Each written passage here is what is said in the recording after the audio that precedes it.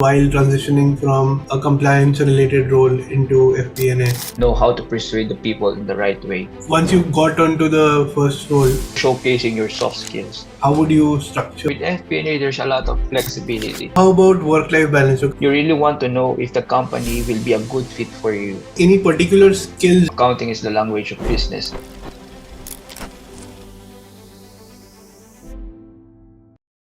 Hey, hi June. Good morning to you. How are you doing? I was doing great. Just started the day, a cup of coffee, then also wash my face, just feel refreshed. Amazing. So thank you so much for joining me on this project, which is accounting to FP&A. And what we'll do today is we'll run through the questions that have been come from the survey from folks who are in accounting and they want to move into FP&A.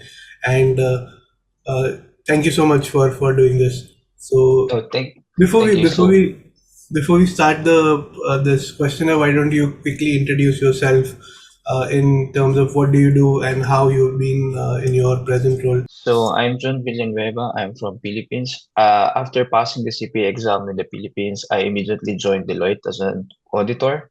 Then Mhm. after almost a year, I joined Decathlon. So Decathlon is a large sporting brand like Nike and Adidas as a financial controller. So as a financial controller, I work, it's like a 50-50 role. You're a financial controller and finance business partner.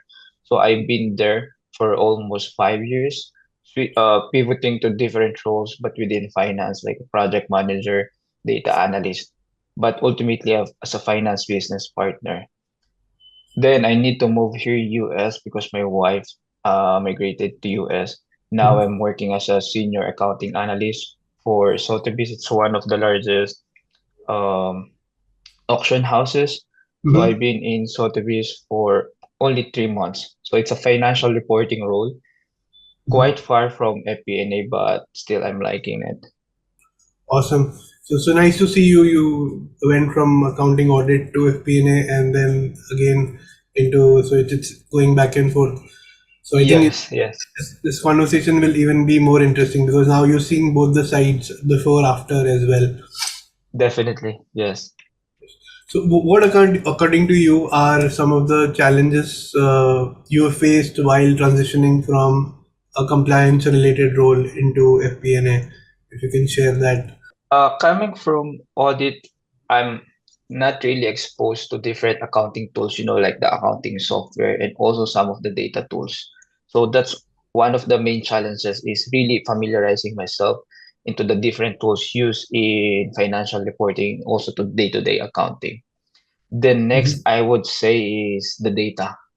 Just the sheer volume of data used in FP&A is really huge compared to what I see in audit.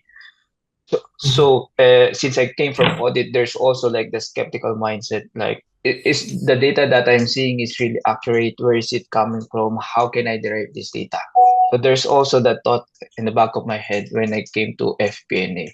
So what I did is you really learn the tools, understand the different tools, how they are connected, how the data is moving along between those tools, and how can you validate the information? Because at the end of the day, you will be making decisions out of this data, right? So that's the Yes. main two things, tools and data. Got it. Okay, so the accounting tools, which were new, and the FP&A tools, and also the Yes. volume of data, Well, which is not there in audit. Audit was probably limited data, or you used to work on population samples, versus you yes. have like unlimited amount of data. Yes. And also not just like accounting data, because with FP&A, you also want to get some like human data, the HR data, and also you want to get some customer data and you want to relate that to accounting data. So that's when the volume become really big. Makes sense. Any particular skills that you had to develop, or you recommend that people should develop while moving into this role? What I see like things that needs to be developed is first is the communication skills. Because as a finance business partner, you will be talking with a lot of stakeholders, your manager, and also the leaders that you will be working with. A lot of the leaders will be depending on you on some financial data, some cost benefit analysis, making sense of the number. So first is you really need to have that kind of conviction. You need to know how to persuade the people in the right way based on the data, based on the numbers that you're seeing. Then second, I think one of the important tools that you need to really learn is is Excel. I think that's the basics of FP&A. You need to not just the basics of Excel, but you need to learn, the most complicated pivots because some of the data tools is works like an Excel. So if you know how to do Excel, mostly you can translate that skill into using Power BI, some of the visualization tools. So I think that's the two thing, communication and the tools. So communication, interacting with senior people, so that is important Definitely. to get used to that. And the other one is advanced Excel, which is slightly advanced Pivots. than Yeah. what you used to doing. So understood. Thank you so much. Any particular, we talked about skills. Any particular certifications that can help in this? Any certification that helped you personally, which you would like to recommend? Honestly, because I'm a CPA, I really recommend being a CPA or, the certification that's quite related to being a CPA. Mhm. CPA, CMA, CFA. It's not like these certifications are required to become a FP&A. But the thing is, what I like about being a CPA is accounting, and we know accounting is the language of business. So that makes things easier and faster for you to understand. If you know accounting, you know how the numbers are getting derived, how the numbers are flowing. Then it's a matter of time that you learn to analyze the business. Make more sense of the numbers, and that's Mhm. learning accounting is a good head start. Yes. So any accounting based qualification like CPA, CA, CMA. CPA, definitely I recommend CPA and CMA. How about once you got onto the first role? How were your first few days, and what do you recommend to somebody who's joining new to do in the first 1 month or 2 months, which are very crucial part of the transition because that will define how they will shape up in their new role. When I joined Decathlon as a financial FP&A, so the first thing you need to do is really understand the business. Getting to know their goals, getting to know their culture, what are their current standing. Then after you have like the top view on how the company is doing, where did they want to be, is you need to set expectations. Set expectations with your leader, your manager. Where do you want me to be? What do you need me to do on like a weekly, monthly basis? What information do you want to see? So because there's a lot of information available, not everything is needed. So you need to talk with your leaders. What do you need?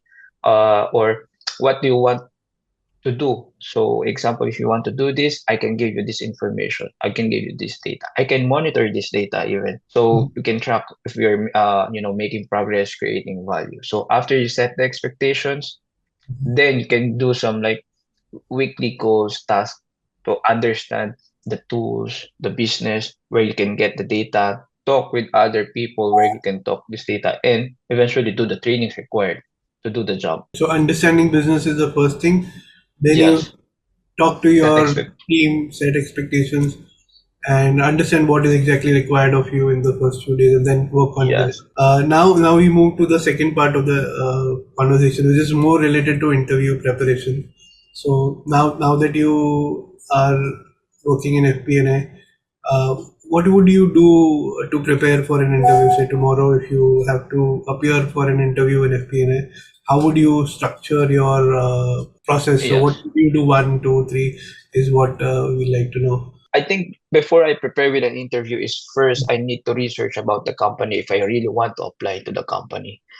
Because the thing with interviews is you really want to know if the company will be a good fit for you. Because the company will also ask if we will tell if you're also a good fit for them. It's not like if you're a really good financial analyst, if you're a really good FP&A professional, that's automatically you will get the job. Because Right.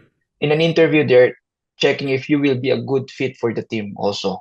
So first is you need to check your values, check the company's culture and values also if that's a good fit. Then Mhm. you can then you can introduce yourself in a way that your values will fit in the company's values, and that can be seen easily by the interviewer. Then the Mhm. next part is showcasing your soft skills, your communication skills. If you're very keen to details, your posture can also be seen. So you need to be really prepared for that. Then I think the last part for me is you need to prove your technical skills. If you know Excel, if you know Power BI, data visualization and everything. For me, to summarize, there's three things.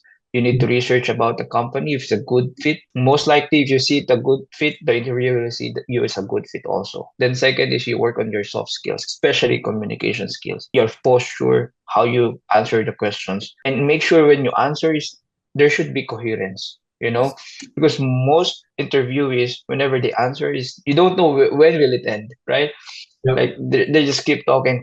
So Yep. if there's coherence, that will be easier. Then lastly is you know how to demonstrate your technical skills. If you have a easily made portfolio, that you can show the interviewer, that will be easy. What I picked up is technical skills, which you mentioned last, then Yeah, understanding the values and making sure that you align with those values.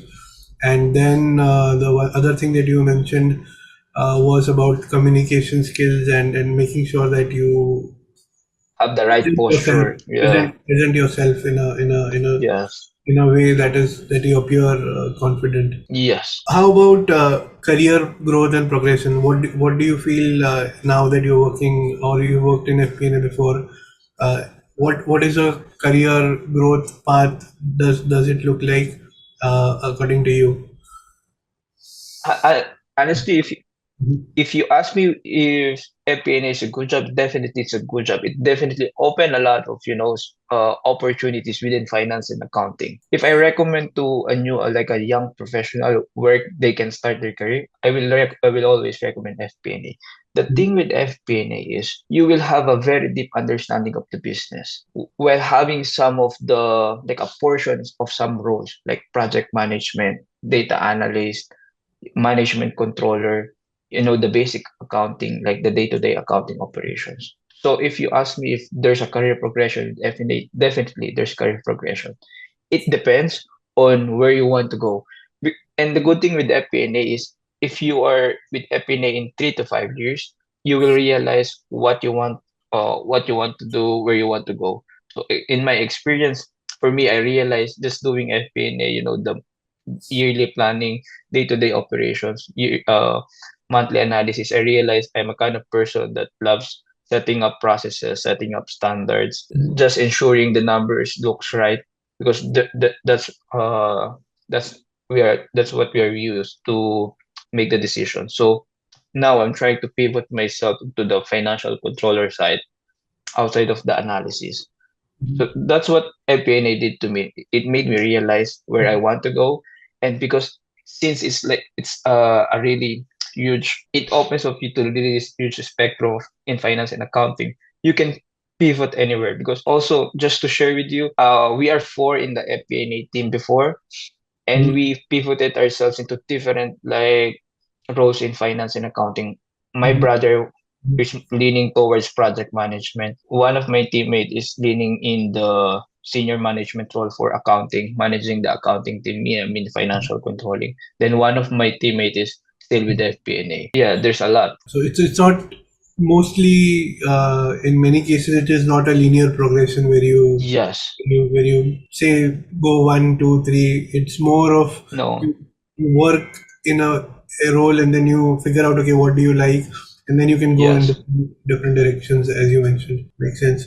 How about work life balance? So compared to accounting roles, which has circular, I mean, which has Cyclical. Yeah. cyclical nature where there are constant deadlines and month ends. How is that different in FP&A? What do you prefer in terms of which life do you like better? I prefer FP&A. With FP&A, there's a lot of flexibility. There's a portion of FP&A that, like accounting, that there's a month, like a weekly task, there are monthly tasks, like the financial close. But the thing is, within the first and last day of the month, you have the flexibility to set meetings, set schedules, and also there's time for learning. The thing with FP&A is you can like automate some of the tasks, and once that things are automated, honestly, the creativity can kick in, and a lot of analysis can be done, a lot of visualization can be done. And just to share with you, I think in my last years in FP&A, I don't do much overtime. So I think that's a good start for a professional, right? For work-life balance. Yeah. So there's that. So comparatively, according to you, it's more flexible. Although there are weekly and monthly activities, Yes. they are comparatively more flexible, Yes, which definitely. I also experienced. So thank you for sharing that. Now we will come to the last part of the interview. So if you have to interview somebody in your team today as analyst or as an intern, what are few questions that you will ask, or maybe one or two questions that you will want to check if that person, you mentioned that it has to be the right fit for your team and your company. So how would you check that? What questions would you ask if you had to ask some questions? There's one question that I like that we always ask to our candidates, and also that was asked to my former colleagues, is we want to check if the person can really analyze and really, dynamic. So the question goes like, if you want to open a funeral parlor, how can you forecast the income or the net income? So it goes like that. It's open-ended. No right questions, no wrong answers, but we want to know if the professional can really analyze. So you can do a lot of like based on the market, the population, the mortality rate, average price, etc., etc. Then you can came up with a number.